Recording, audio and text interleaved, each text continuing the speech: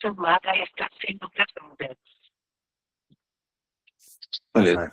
Não vou nem me alongar muito também, mas então hoje o Marcelo vai apresentar dois trabalhos aí que bem emblemáticos na cardiologia, né?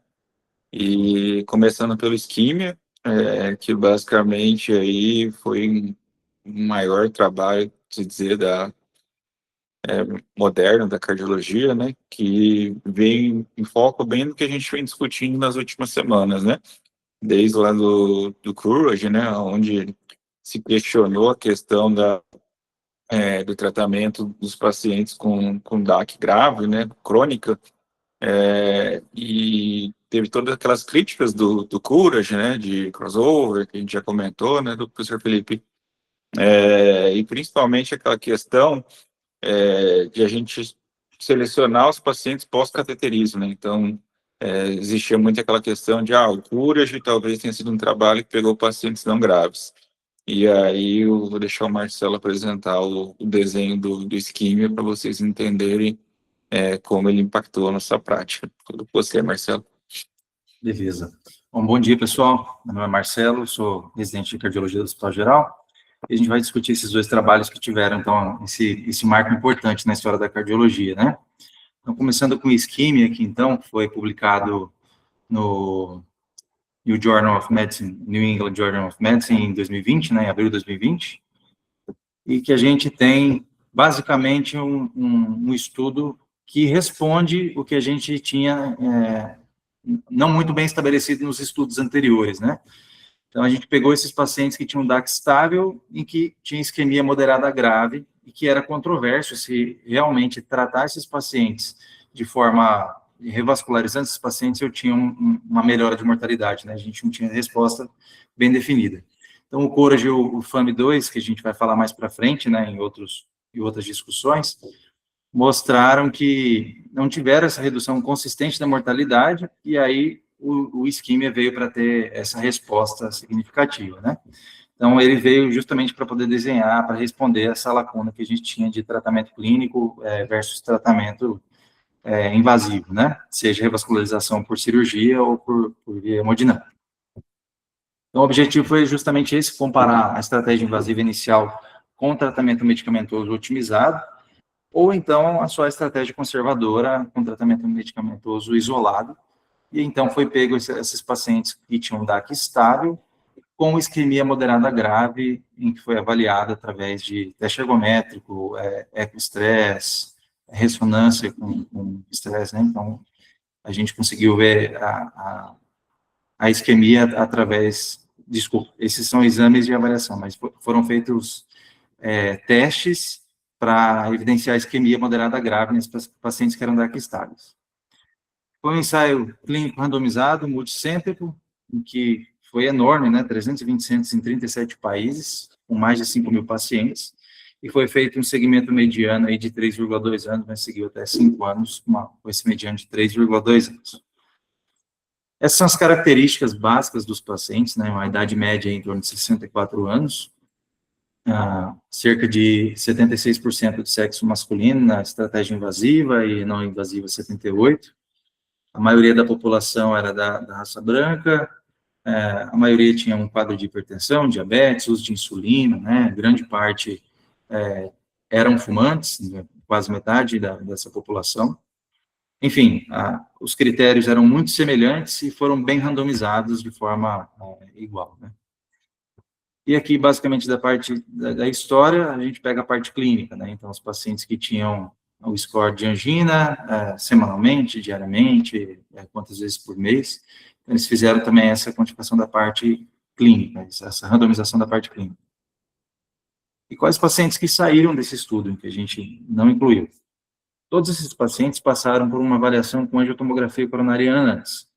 Então, o tronco de coronária esquerda foi excluído, aquele que tivesse mais que 50%, os que tinham fração de ejeção reduzida abaixo de 35%, infarto agudo recente e classe funcional de 3 ou 4. Basicamente, aqueles pacientes que a gente sabe que tem indicação de revascularização, né, aquele tratamento. Então, esses pacientes que não tinham critério de tratamento de imediato, acabaram entrando e esses foram os principais. como eu falei, a avaliação anatômica desse quadro foi feita com angiotomografia pré-randomizada, né? Então, todos esses pacientes passaram para a angiotomografia, exceto aqueles pacientes que tinham uma disfunção renal importante, ou que já tinham um exame prévio, e foi excluído, então, foi feita a exclusão de pacientes que tinham lesão de tronco e a DAC não obstrutiva, e aí só após isso foi feita a randomização após essa elegibilidade anatômica, né? Foi feito o estudo e aí sim eles foram randomizados, e aí os pacientes que iam para angioplastia, né, cateterismo e angioplastia, eles geralmente eram feitos até 30 dias após a randomização. Então, a estratégia invasiva, esses pacientes que foram classificados para o tratamento de cateterismo e a angioplastia, a angiografia era feita em até 30 dias, e a revascularização era ou angioplastia ou revascularização, dependendo do critério anatômico, né? O tratamento clínico era otimizado em ambos os grupos, então, mesmo paciente que ficou com tratamento de revascularização já tinha o tratamento clínico otimizado, e o outro apenas o tratamento clínico. E a estratégia conservadora é basicamente isso, né? Todo o tratamento de antiagregante plaquetário, cobrado, esses pacientes que tinham os antiaginosos, bloqueador de canal de cálcio, beta-bloqueador, tinham esse tratamento otimizado, e a angiografia acontecia se esses pacientes tinham piora clínica, basicamente. Então, se eles acabavam tendo angina importante, angina instável, ou alguma alteração significativa, como dispneia, tudo, eles acabavam indo para a angiografia e sendo randomizado para a parte de tratamento intervencionista. Bom, o desfecho primário desse estudo foi basicamente o que os outros estudos não responderam, principalmente mortalidade, né? Então, morte cardiovascular, o MACE, infarto agudo do miocárdio, internação por angina instável e C, ou pacientes que tiveram morte súbita abortada. Então, esses foram os critérios de desfecho primário. E aqui a gente tem resumo na tabela. Basicamente, a tabela A e D são as que respondem toda a pergunta, e a B e a C acaba sendo meio que óbvio pelo resultado de forma geral. Então, na primeira tabela aqui, nesse gráfico, a gente tem que o composto primário, né, de morte, infarto e reintegração, seja por infarto ou morte abortada, a gente teve que, no começo, a estratégia invasiva, que está em vermelho ali, ela foi um pouco maior, eu tive uma maior incidência, principalmente de infarto, e isso está relacionado principalmente aos infartos perioperatórios, né? Então, principalmente a angioplastia. Então, o procedimento aumentou no início o número de casos de infarto relacionados ao procedimento. Mas depois essa curva acaba se cruzando a partir de 2 anos e meio ali, e eles ficam meio paralelos, e essa inversão acaba se equalizando, porque os pacientes que tinham infarto mais tardio, não relacionados ao procedimento, acabava igualando os procedimentos causando infarto no início. Tá? Na segunda tabela aqui, as mortes por infarto, no caso, a gente vê a mesma coisa, a estratégia invasiva acaba sendo um pouquinho, depois elas se cruzam com uns 2 anos e depois acabam ficando iguais. Só para evidenciar, a tabela de cima, esse maior gráfico aí, é um zoom da tabela de baixo, né? Então, a gente vê, se a gente for olhar pelo gráfico de baixo, essas linhas praticamente ficam paralelas o tempo todo e acabam se cruzando ali com 2 anos. Morte por todas as causas também, ele manteve o mesmo padrão, e infarto do miocárdio também é o mesmo padrão. Ou seja, a estratégia invasiva, nesse caso, ele não reduziu mortalidade nem evento cardiovascular maior.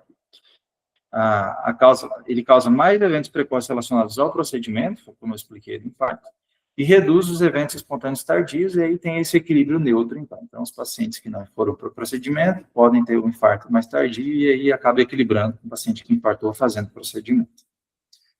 E na análise de subgrupos? Bom, a análise de subgrupos pegou os pacientes com diabetes, os pacientes que tinham angina, angina em menos igual a 3 meses, né, a terapia otimizada, ou que tinha estenose 50% proximal da DA, e mais de uma obstrução arterial, e a gente vê aqui no gráfico que eu tenho cruzamento da linha horizontal, né, pela linha 0, que é vertical, em todos os pacientes. Ou seja, eu não tive diferença significativa em nenhum desses casos, tá? Então, mesmo na isquemia grave, paciente com diabetes ou doença multivascular, não teve benefício prognóstico da estratégia invasiva inicial. Então, o tratamento clínico e o tratamento invasivo nesses pacientes, independente da comorbidade e do grau de isquemia, do grau de lesão e de coronárias acometidas, eu não tive diferença estatística no paciente que foi para o tratamento invasivo. Então, com isso, a gente conclui que o tratamento medicamentoso otimizado, ele é pilar do tratamento, e que a estratégia invasiva, seja por revascularização via hemodinâmica ou cirurgia cardíaca, ele não reduziu mortalidade. E o MACE, né? Então, a estratégia invasiva acaba sendo derrubada, enterrada nesse caso aí, e a gente faz a revascularização dos pacientes, principalmente para o controle dos sintomas. Então, a gente viu que alguns pacientes eram sintomáticos de DAC grave a moderada a grave, e esses casos que o paciente ficava mais sintomático acabam indo para a revascularização, mas o tratamento pilar é o tratamento medicamentoso. Então, considerando o checklist da avaliação desse artigo científico, a gente viu que os desfechos primários foi randomizado de forma ideal, né? Todos os pacientes foram adequadamente contados e atribuídos à conclusão. O segmento ele foi completo e a análise seguiu o princípio de intenção de tratar. A gente viu que a condição cega não foi contemplada, né? Os pacientes foram randomizados conforme a divisão ali, o paciente que é tratamento medicamentoso ou por invasão depois da angiotomografia. Eles foram comparados e eram similares, como a gente viu na tabela.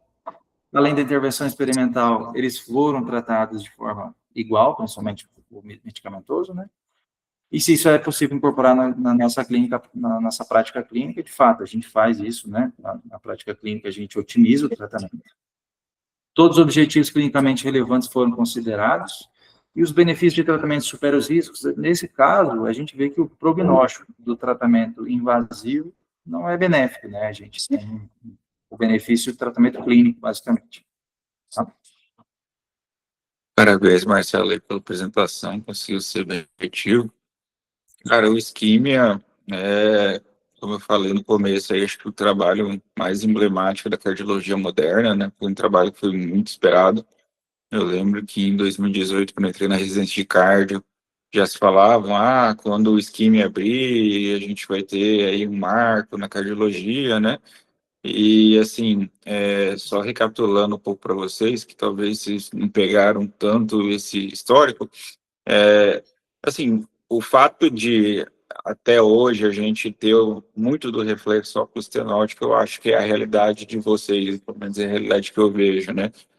Por mais que a gente venha aí nas últimas semanas discutindo que nem sempre essa lesão mais grave na DAC crônica vai mudar prognóstico, infelizmente ainda não é algo que a gente adapta 100% das vezes a nossa conduta, né? Só que existia, além dessa questão de uma lesão maior que 80% eu vou tratar, até os idos ali de 2020, existia aquela questão da cintilografia com alta carga isquêmica, né, professor? Aquela carga isquêmica maior que 10%. Então, assim, a verdade absoluta era uma carga isquêmica maior que 10% é igual a revascularizar o paciente. Porque dos estudos que existiam na época de DAC crônica, a gente tinha o entendimento que um paciente com uma isquemia maior que 10% era um paciente com alto risco de evento adverso, entendeu? Então, assim, existia-se uma grande ansiedade no sentido de que o isquímia traria confirmação que essa conduta que a gente adotava era correta, entendeu?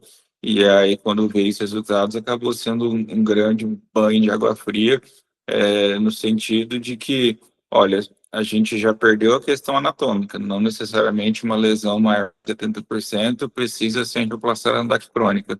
E agora a gente perdeu também a questão da isquemia, não necessariamente uma isquemia grave precisa de um tratamento intervencionista, né? É lógico que, assim, foi um segmento inicialmente de 3 anos, a gente tem o Ischemia Extend, que foi um segmento agora de 5 anos, que foi liberado em 2023, se eu não me engano, que manteve basicamente os mesmos resultados do Ischemia original, né? O Ischemia, eu acho que deve ser o estudo que mais teve subanálises na cardiologia, né? A gente já discutiu algumas aqui, se eu não me engano, a gente discutiu do tratamento clínico otimizado, né? Onde a gente mostrou lá que das principais comorbidades, parece que controlar bem a hipertensão foi a que mais reduziu o desfecho, e paradoxalmente até o controle da dislipidemia não foi tão evidente, mas a gente reforçou que a medicina, a cardiologia evoluiu muito também, né? Naquela época a meta de LDL era 70, hoje a gente já fala de LDL menor que 45 em pacientes de risco extremo, né? Em comparação ao Courage, os primeiros trabalhos que a gente mostrou, a gente já tem drogas mais potentes para tratamento de diabetes, antilipidemiantes também, né? E eu acho que você foi bem feliz no Forest Plot, né? Onde os principais análises secundárias, então, paciente com doença renal crônica, será que não é um paciente que se beneficia de revascularização? E, na verdade, não, foi paciente que teve até mais eventos adversos, foi para diálise mais vezes. Paciente multiarterial, paciente mais grave, ele vai se beneficiar de intervenção, aí não houve benefício. Paciente diabético, a gente já discutiu Freedom com 5 anos houve uma abertura da curva, né? E aqui nessa subanálise do isquímia, mesmo em paciente diabético, não houve uma abertura da curva. Um ponto chave, talvez, para a discussão, eu tentei separar a nossa discussão, primeiro em tratamento cirúrgico, né? Então, a gente veio discutindo tratamentos cirúrgicos, e no isquímia, a gente, na verdade, tem 25% dos pacientes que foram revascularizados cirúrgicos. A grande maioria revascularização percutânea, né? Hoje a gente vai começar a abrir o arco de revascularização percutânea no tratamento de DOAC crônica, né? Então, levanta muito dessa discussão que a gente tem nos congressos, né? Que na DAC crônica, será que a revascularização cirúrgica é superior à revascularização percutânea, porque você trata a doença como um todo e não só uma lesão focal? E aí vai ser sempre essa discussão, porque assim, a gente tem trabalhos mais novos e mais recentes de revascularização percutânea, enquanto os stents estão evoluindo, o nosso tratamento clínico está evoluindo, e os nossos trabalhos de revascularização cirúrgica, de certa forma, são antigos, né? E aí isso levanta alguns vieses e várias discussões, né, Zero? O esquema é interessante a gente ver o contemporâneo sendo que a gente viveu, né? Por exemplo, eu vivi a época do Courage, que estava em voga, e a crítica era exatamente o que o Janine colocou aí. Mas não avaliou a isquemia, né? Foi basicamente o olho do hemodinamicista, e enfim. E os cardiologistas, principalmente os cardiologistas clínicos, optaram por ignorar o Courage, tá? Continuava sendo intervenção, em detrimento do próprio estudo, tá? E aí saiu o isquemia, e o isquemia ele veio dando essa paulada novamente, né? Inclusive, na época, a gente imaginou que... Oi? O que é, já? Falei, é aquela história que a gente fala, o clínico é o que menos confia no tratamento clínico. Exatamente, o clínico ele duvida do tratamento clínico, cara. Mais do que o hemodinamicista, se bobear. E, cara, esse estudo ele foi a tal ponto avassalador que, à época, a gente pensou que o convênio ia começar a bloquear a angioplastia eletiva, né? Enfim, e faz sentido bloquear, tá? A não ser que você tenha comprovada insuficiência cardíaca ou uma dor intratável, faz sentido você bloquear, já que você não vai reduzir eventos, tá? Eu até achei que isso aconteceria em algum momento, ainda acho que vai acontecer em algum momento, tá? Quem quiser fazer angioplastia faz, mas por conta própria, entendeu? Então, estudo absolutamente impactante que reforça a necessidade de tratamento clínico. E olha só, nessa época do estudo, ainda não estava em uso terapêutico evolucumab, ou cibrava, enfim. Ou seja, o tratamento clínico hoje ainda é muito mais eficiente do que era quando saiu o esquema, né? Verdade. Aí. Mas alguém quer levantar alguma dúvida ou fazer alguma adendo, gente? Ô, Janine, posso só falar rápido uma coisa? Claro, mestre. Então, o Schema Extend que você falou, ele acompanhou os pacientes até 7 anos, né, que foi publicado em 2023, e ele mostrou que o desfecho primário continuou igual, mas houve uma redução de morte cardiovascular no grupo intervenção, mas um aumento de morte não cardiovascular no grupo intervenção. Então, reduziu de um lado, morreu do outro.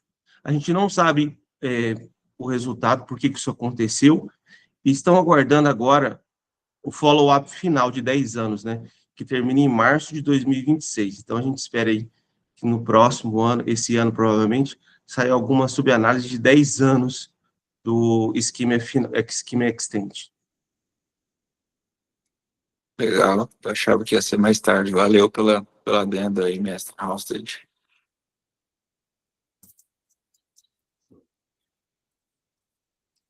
Podemos seguir?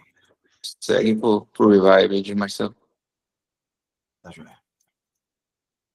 Bom, então o próximo artigo, um artigo também foi publicado no New England em 2022, em outubro de 2022, em que a gente tem basicamente o estudo do isquemia nos pacientes que têm uma insuficiência cardíaca importante e isquêmica, tá? Então, foi um estudo em que a gente questiona, será que se a gente angioplastar esses pacientes que têm uma insuficiência ventricular importante, menor que 35%, eu vou melhorar, vou reduzir a mortalidade, vou conseguir melhorar a função miocárdica? Basicamente, é uma pergunta para esses pacientes. Então, o contexto clínico são aqueles pacientes que têm um quadro de insuficiência cardíaca secundária ao processo isquêmico, né, secundário infarto, e aquela história de hipótese da viabilidade miocárdica, pensando no miocárdio hibernado. Então, o miocárdio hibernado, que dos estudos anteriores, em que se via uma melhora depois da revascularização, principalmente cirúrgica, foi algo que foi atentado para ver se existia uma melhora clínica e principalmente redução de mortalidade. A evidência prévia dos estudos até o momento era limitada. Então, a ideia de se avaliar esses pacientes, especificamente, era para ver se a gente tinha uma resposta de melhora da mortalidade com o tratamento.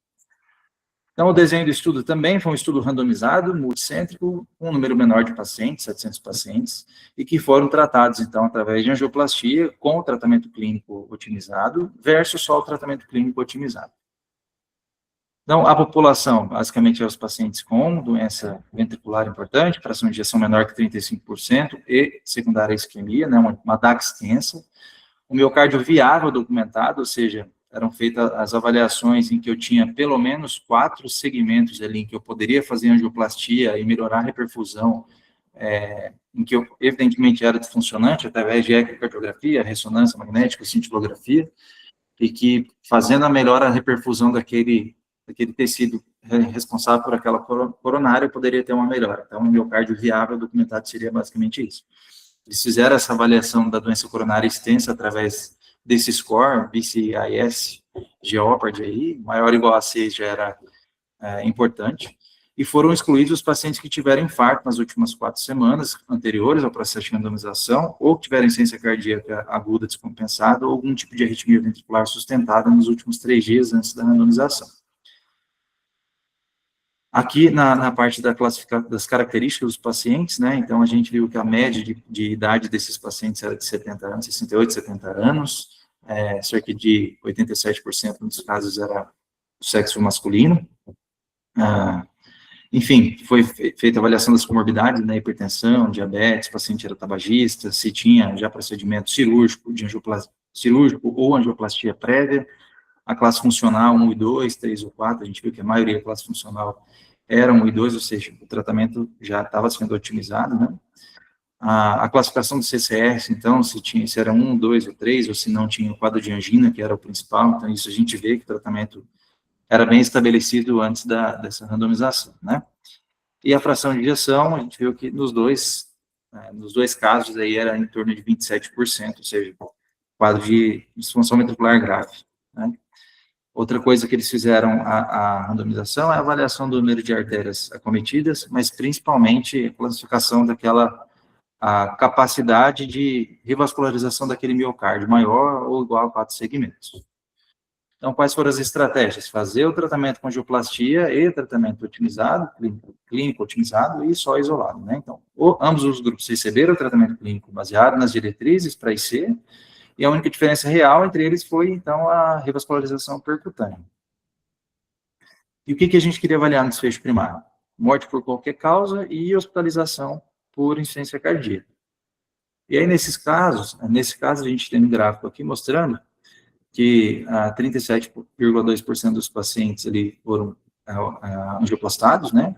E 134, cerca de 38%, foram para tratamento otimizado apenas, que a gente tem um intervalo de confiança aí de 0,78 a 1,27, e que as curvas praticamente se mantiveram iguais, né? Durante todo esse período aí de randomização de 8 anos, a curva se manteve praticamente paralela.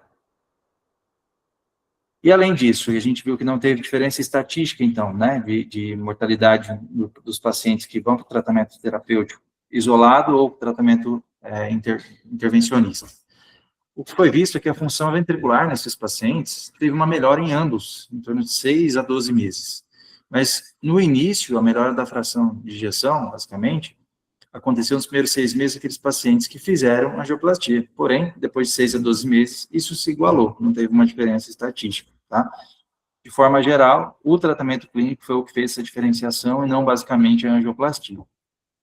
Então, a qualidade de vida teve essa melhora precoce com essa angioplastia, por conta dessa fração de ejeção levemente reduzida, melhorada um pouquinho no início, né, mas que não foi sustentada porque os pacientes que tiveram tratamento clínico otimizado mantido, eles também tiveram essa melhora um pouquinho mais tarde. Então, foi basicamente isso aqui. Os pacientes que tiveram angioplastia, a curva alaranjada, a gente vê essa melhora aqui nos primeiros, né, nos primeiros 6 meses, mas que depois entra num platô, e depois a gente vê que os pacientes que mantiveram o tratamento de insuficiência cardíaca otimizado, o tratamento, eles também tiveram essa melhora aí da fração de ejeção e a melhora clínica, e, portanto, essa diferença estatística aí não foi significativa. E aqui na análise de subgrupos, a gente vê também, basicamente, os pacientes de diferença de idade maior ou menor que 70 anos, aquele score de classificação do tecido, né, do miocárdio, que a gente poderia revascularizar, menor ou igual a 8, maior ou igual a 10, lembrando que maior ou igual a 6 já era classificado como grave. A fração de ejeção menor e maior que 29%, se era diabético, qual era a classe funcional. Enfim, independente do subgrupo, da mesma forma que o isquímia, a gente viu que não tem diferença estatística em relação a eles, com o tratamento clínico e tratamento intervencionista associado. Todos eles passam da linha de 1.0 aqui, portanto, a gente não tem diferença estatística de tratamento clínico e tratamento clínico otimizado com a terapia intervencionista. Então, conclusão do Revived aí, basicamente muito parecido com isquêmia, né? A angioplastia não reduz a mortalidade, não reduz a insuficiência cardíaca e não melhora a fração de ejeção isoladamente. A gente viu que o tratamento medicamentoso otimizado é o pilar também desses pacientes com insuficiência cardíaca, fração de ejeção reduzida. Então, fazendo essa analogia não, na verdade, essa comparação do isquemia e do Revived, a gente viu que a revascularização não reduz a mortalidade em nenhum desses pacientes. A diferença é que no isquemia a gente viu o paciente com DAC estável, com a fração de ejeção preservada, e a gente tentou ver se essa melhora era significativa nos pacientes com alteração da função ventricular, e a fração de ejeção reduzida, com esse isquêmico, e a gente viu que a mensagem é convergente, né? Tanto nesses pacientes do Revive e do isquemia, a revascularização não reduziu mortalidade, basicamente reduziu alteração clínica, né, sintomas. Então, o que a gente vê aqui no checklist da avaliação crítica é que é muito semelhante ao isquemia. A única coisa que não foi contemplada foi o desfecho, a condição cega, porque esses pacientes eram selecionados, né? Certo? Certo, Marcelo, parabéns pela apresentação, cara, muito legal aí as imagens que você usou também, parabéns. Cara, o Revived também é um outro trabalho bem impactante e basicamente um calcanhar para os hemodinamicistas, né? Porque, mais uma vez, aquele conceito de tem uma obstrução, eu vou resolver e vou salvar a vida do meu paciente, entendeu?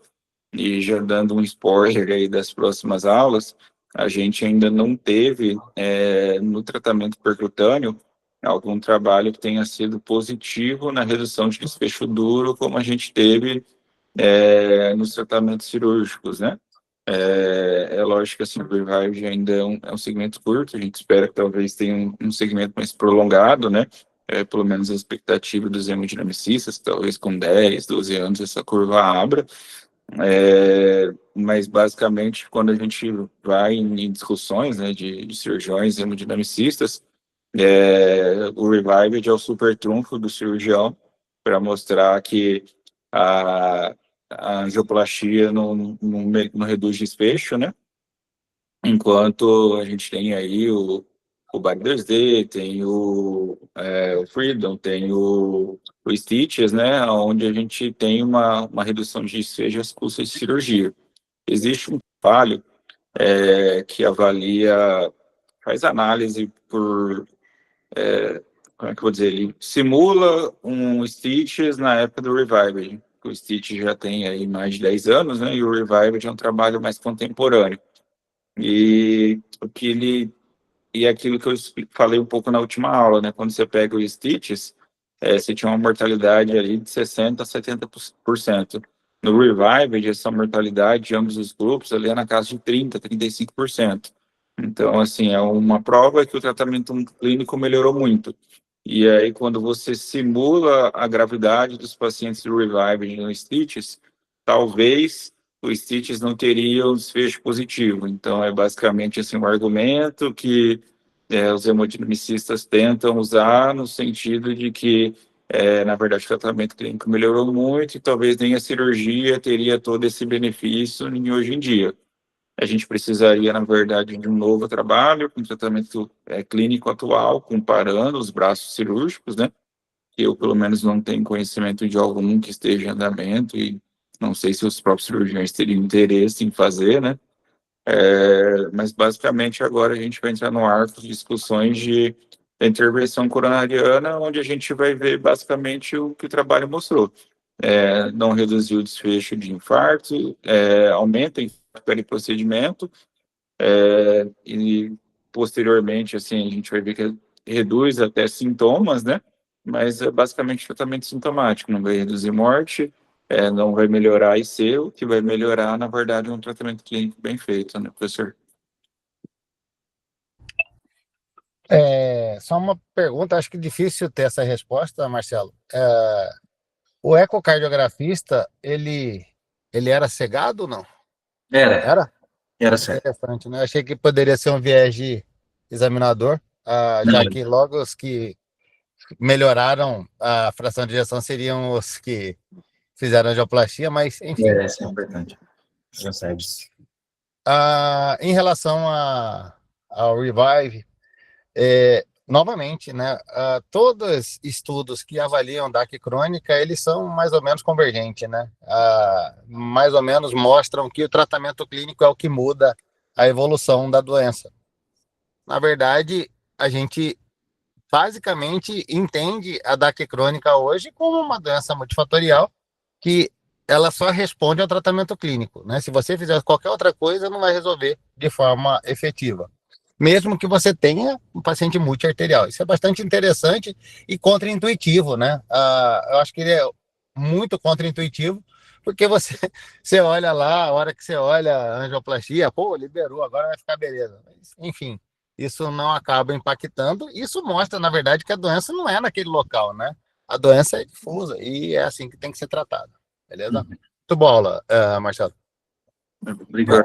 Quanto intuitivo, igual o senhor falou mesmo, né? Mesmo tendo vários trabalhos robustos, bem elaborados, a gente vê que a prática, talvez por medo, né? Aquele medo, eu não vou mexer nessa lesão, se o paciente infartar, vou tomar um processo, porque, os pares vão me julgar. Tipo, eu já vi isso, às vezes, eu deixei uma lesão de 80% na DA em tratamento clínico, mas, você é louco, se o paciente tiver uma morte súbita, como é que você vai agir?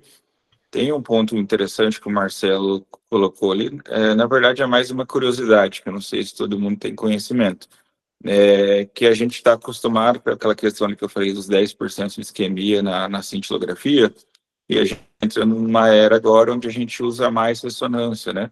E a computação da porcentagem na ressonância e na isquemia é diferente. Então, aquela questão ali que o Marcelo falou de 4 segmentos, na verdade, quando você tem 5 segmentos, seria equivalente aos 10% de isquemia na cintilografia. Então, assim, essa equivalência é diferente. 10% de isquemia na ressonância é diferente de 10% na isquemia na cintilografia. Perfeito. Mas alguém quer fazer algum comentário, tecer alguma pergunta, gente? Janine, só o artigo que eu te mandei lá de revascularização mostra que, assim, nós temos 2 trabalhos que vão esclarecer alguma coisa para a gente, né? Nós temos o MES-4, né? Que é do INCOR, comparando cirurgia versus tratamento clínico hoje, tá? Deve ser publicado aí nos próximos 2 anos. E o STITCH-3, né? Que vai tentar comparar cirurgia versus angioplastia em pacientes com fração de ejeção menor de 40%. Esse aí só tem para sair em 2030, provavelmente. Então, assim, ainda, assim, não é que parou de ser publicado, mas, assim, vamos ter que aguardar um pouco mais para entender como que é a terapia atual, né? E está sendo comparado, então, STITCH-3, cirurgia versus angioplastia. Legal. Vou dar uma olhada depois. Bacana.